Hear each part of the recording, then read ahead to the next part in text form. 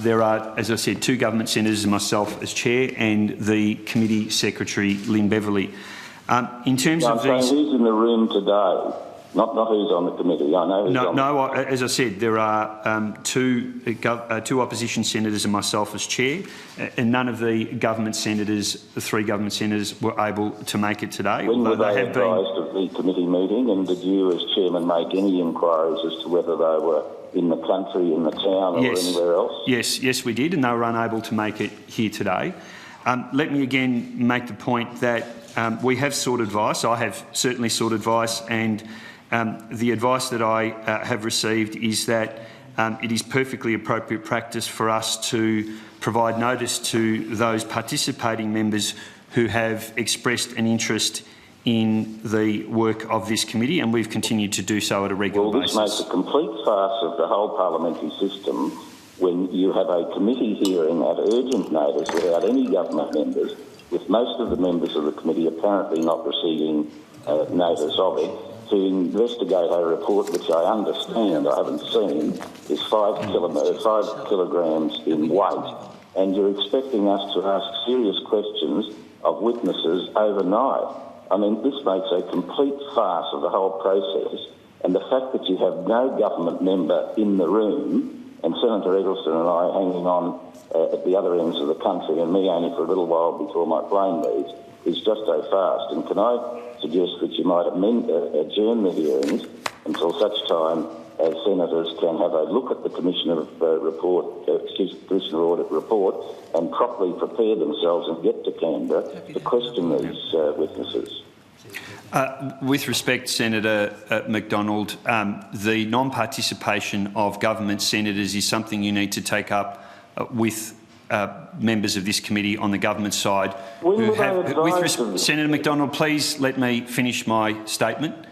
The members of the government who are the permanent members of this committee have declined to participate in recent hearings. And most of those hearings have been convened. Or have that other committees on? Senator Eggleston, if you could just again let me complete my statement. The issue of the participation of government senators in this committee is a question for the government, not for this committee. We've endeavoured on every occasion to seek their participation, and they have declined to do so during recent. Senator Macdonald. I'm asking, when were the government members advised of this meeting? Senator Macdonald, if you'd let me complete my statement, I'll then be happy to engage in further questions, and we'll need to move on. So government senators have had the opportunity to participate in hearings. They advised of this meeting? Senator Macdonald, again, I just ask that you let me complete my statement. Are you going to answer that? I will answer that question. Thank you. So they have been given the opportunity to participate, and they've declined that invitation. In terms of this meeting, the notification of Friday's meeting was given to government senators last Thursday, that there was a likelihood that we would be seeking, so we are talking over a week ago, that we would be seeking to invite the commissioners today. When were they advised? An email last Thursday. They were notified by the Secretariat, and an email was sent on Monday. To all government members on the committee? Yes. That it was on today at 9 a.m. Yes, I've just answered that question, Senator Macdonald. Okay. If the answer is not an answer that you're happy with, it's important you take it up with those government senators. Now it's my understanding is they weren't advised until last night, although I'm getting that third hand. They were sent an email by the committee. They were sent an email by the committee secretariat on Monday. It's now time to move on. So it's now time to move on. I'm going to ask Mr Shepherd and Mr Crone, do you wish to make a brief opening statement before we go to questions? Yes, thank you, Senator. Thank you. This is an outrageous abuse. I did ask if I could ask you a question, Senator Eggleston. We need to move on. Mr Shepherd, your opening statement, please. Just please ignore the interjections. Okay, well, Senators, thank you for the opportunity to talk to you this morning. We have completed our task yesterday. The report was published, and I should just note that in an official sense, the Commission itself is now disbanded, and we return to being. I'm sorry to interrupt, Mr Shepherd, but I want to raise a point of order with the Chairman. And, Chairman, my point of order is that you indicated to Senator Eggleston that you would come back to him when you'd answered my question, and I ask that you do so. It's now time to move on. We're in the middle of an opening statement from Mr Shepherd. You're being extremely disrespectful to the witness.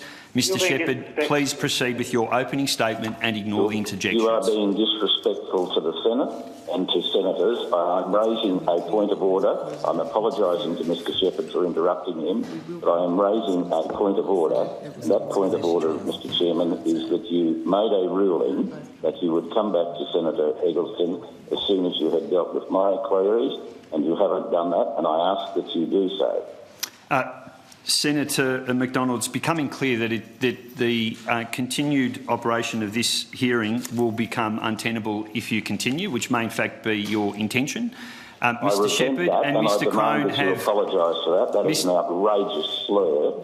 Mr Shepherd... whole committee is a farce in that you run a hearing without any notice to most of the members of the committee.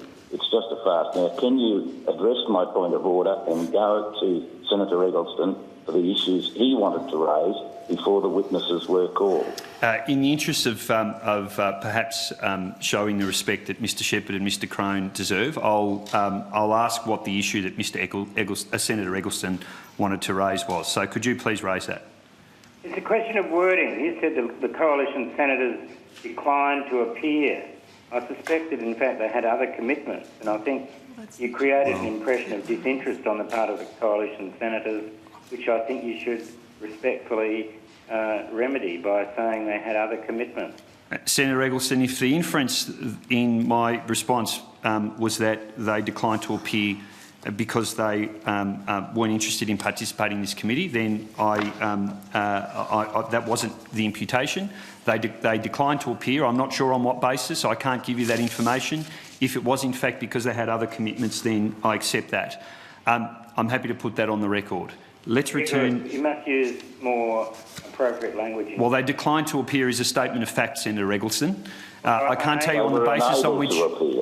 They declined to appear, and I can't tell you on what basis that statement was made. They didn't decline, they were unable. Okay, well, they were unable to appear. If that satisfies, if that's going to enable us to continue on with this hearing, I'm more than happy to perhaps let the Hansard record reflect that the government senators were unable to appear.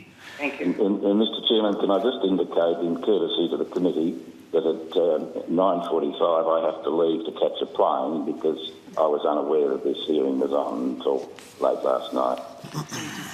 So you're just here to run interference, Senator Macdonald. Can we please get on with the hearing now? We have two witnesses here who are patiently waiting to give an opening statement. I'm sure you would agree this issue is of serious interest to Australians at this time. So why weren't senators advised of it if it's so serious? It's time now to move on. I think those issues have been thoroughly discussed. Mr Shepherd and Mr Crone, I might need to beg your indulgence. I'm not sure what your commitments are beyond 11 o'clock, but we've already managed to waste 20 minutes of the hearing's time, and we may in fact seek to continue the conversation beyond 11 if that's okay. Thank you. Thanks very much. Look, again, I do want to say thank you for your cooperation. We are grateful for your appearance here today. We apologise for the interruptions, and I'll let you perhaps begin your opening statements again. It might be appropriate to start from the top.